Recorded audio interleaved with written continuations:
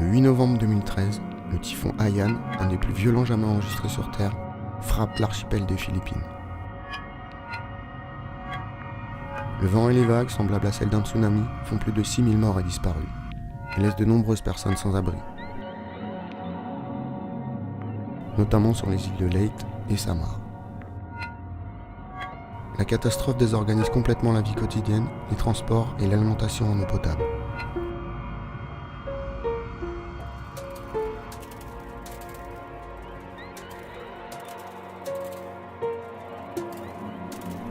Dans le cadre de leur partenariat, Action contre la faim contacte Aquassistance et l'association des personnels de Suez Environnement.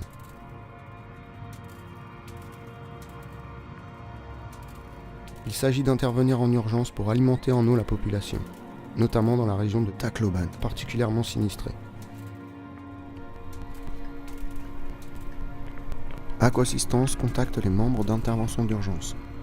8 personnes répondent présents, parmi elles, 2 bénévoles expérimentés sur ce type de mission, Christian Rodier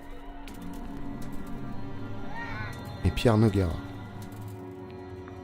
Christian, Pierre et le matériel embarquent sur un avion cargo affrété par Action contre la faim. Au terme de 30 heures de voyage, Christian et Pierre arrivent à Tacloban.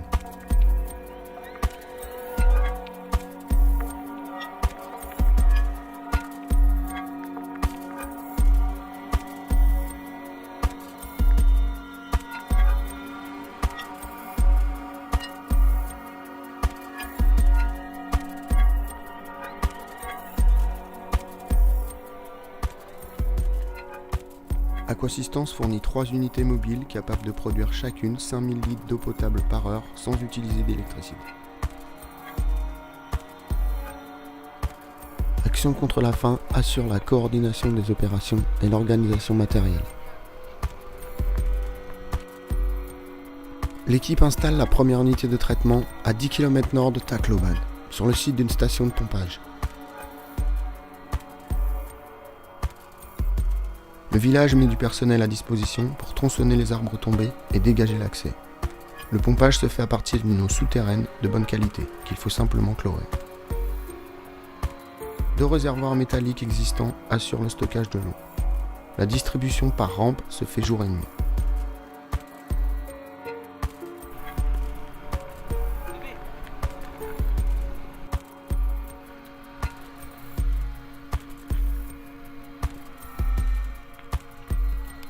En parallèle, Christian et Pierre prêtent main forte à une ONG espagnole qui remet en état un hôpital.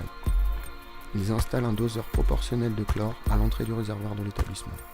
Une deuxième unité de traitement est installée dans le secteur de Tanawan, à 60 km sud de Tacloban.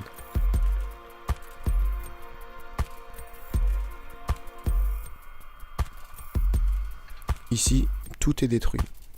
Les populations sont réduites à survivre provisoirement dans des abris de fortune. Ils utilisent l'eau d'un puits privé existant mis à disposition. Une famille résidant sur place en assure le gardiennage. Une 3e unité est stockée pour des opérations futures. Sur chaque site, l'équipe forme des techniciens philippins pour exploiter le matériel après le départ d'Aquassistance sous la supervision d'Action contre la faim. C'est essentiel, car les unités doivent servir encore pendant quelques mois, le temps que la distribution d'eau soit complètement rétablie. Les 3 unités offertes par Aquassistance à Action contre la faim, ainsi que l'appui technique sur le terrain de 2 bénévoles, a permis dans un temps très court de satisfaire la demande d'aide d'urgence des autorités et de la population philippine.